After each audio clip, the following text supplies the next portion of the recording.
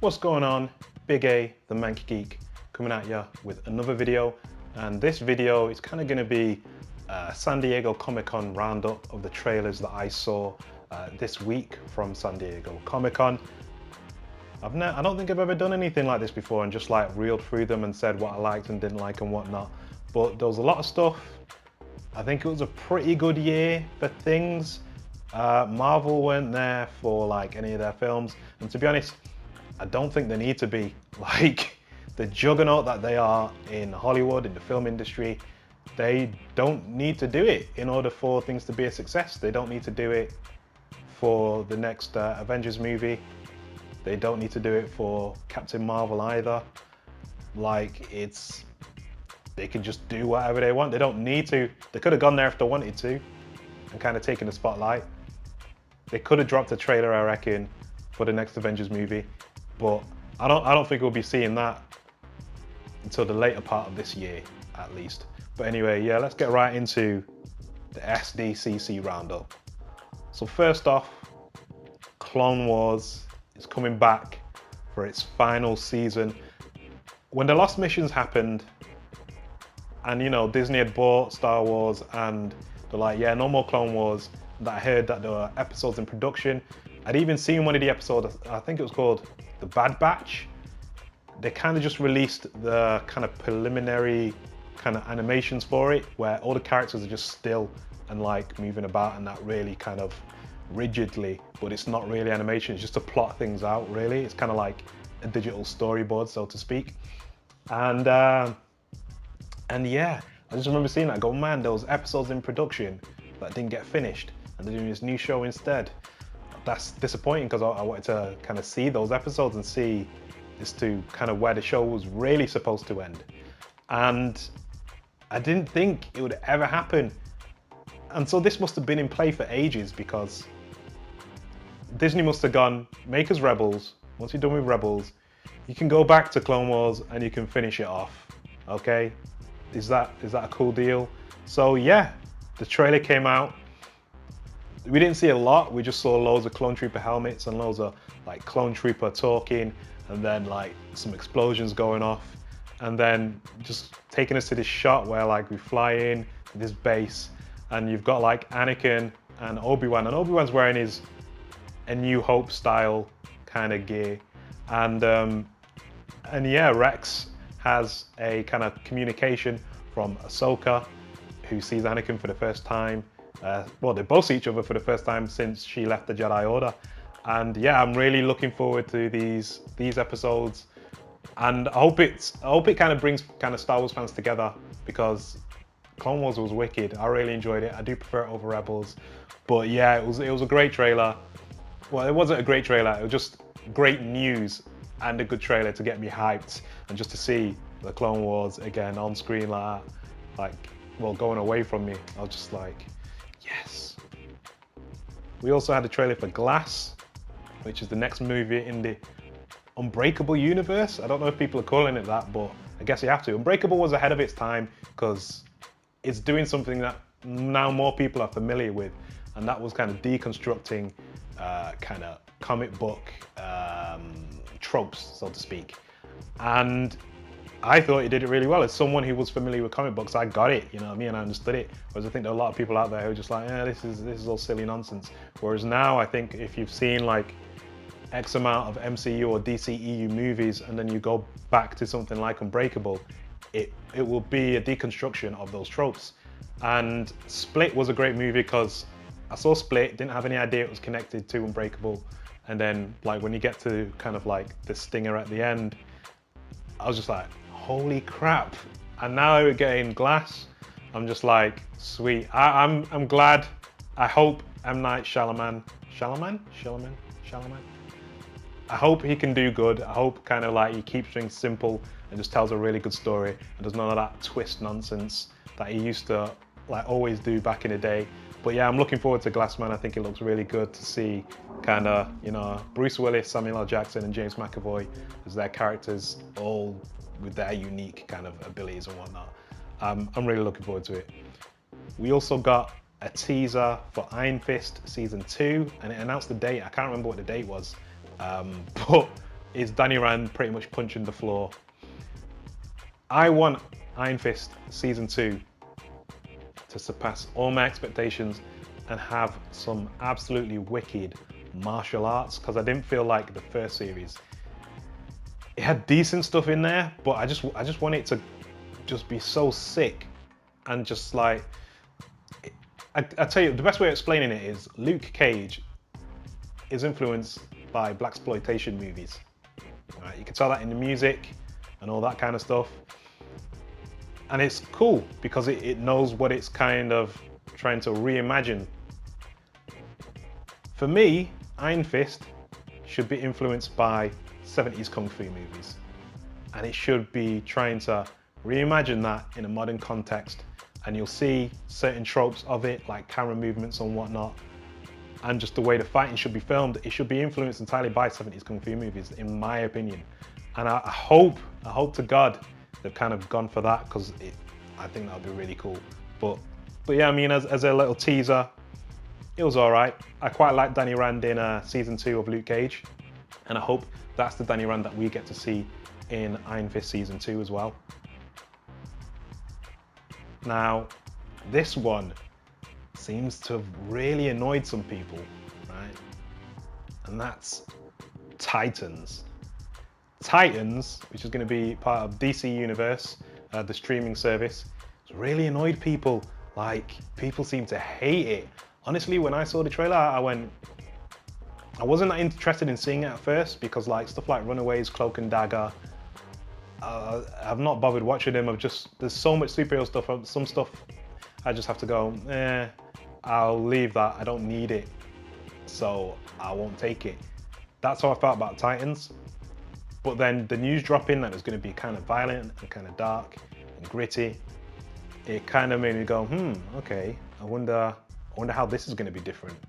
And then the trailer dropped, and it's very violent indeed. You've got the F Batman line, you've got Robin standing on some dude's neck.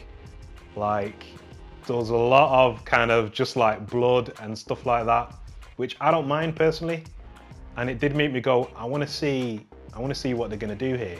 I want to see where it's going to go. Is this all just to be like super edgy and all that kind of stuff? Or does it all actually mean something? Is it all like legit? But people don't seem to like it. I think what people were expecting was the live action TV version of the old Teen Titans cartoon from like the early 2000s, whereas that's not what I was expecting. I knew it wasn't going to be anything like that cartoon, but some people want a live action version of that cartoon. But I don't know, people tend to say like DC's dark, it's so dark, blah blah, but then this comes out and then they don't like it and say like, wait a second, I thought DC was dark. Like, I don't know if I'm reading it wrong, but I am interested to see it. It's not that I liked or disliked it, it's just that I'm interested to see as to what they actually do with these characters and what they actually do with the show and how they set themselves apart, especially from all the CW stuff as well, how they set themselves apart from that stuff. Got a trailer for Doctor Who Season 11, Series 11, and yeah, I mean, it was all right. They didn't do too much. It wasn't the usual kind of big music, the Doctor running away from things kind of trailer. It was just like, just nice. It was nice. It was nice and calm. It was like, I don't really expect that from Doctor Who, but whatever. I hope to God that they just stick to silly science fiction stories. That's all I want from Doctor Who. Silly science fiction stories that are kind of not science fiction, to just mad silliness. That's what I want from Doctor Who, and I hope they kind of stick to that. We've got Young Justice, Outsiders. I'm pumped for Young Justice. I love Young Justice. I'm so glad it's coming back. I cannot wait. It looks dope.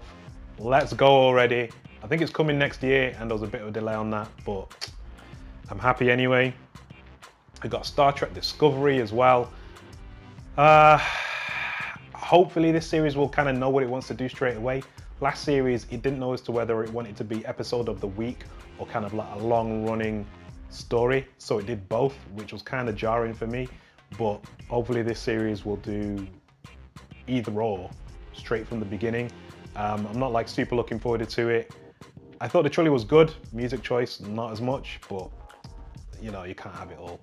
Aquaman, I thought it looked dope. Like, I didn't expect to like Aquaman that much, but I think it looks pretty cool. Black Manta looked cool. All the swimming about and even the talking underwater, I was like, they're talking underwater, which doesn't really make sense. But it looks fine, so I'm okay with it. So I'm okay to go, I don't care, you know what I mean? And just go right into it. But yeah, Aquaman, I thought it looked pretty dope. I can't wait, well, yeah, I can't wait to see it in December. Yeah, I'm pretty pumped to see it. Like, I know there's loads of CGI in that, but it looks good. Like, it looks actually really good and I want to see it. We've got Shazam as well, which literally is just big with superpowers.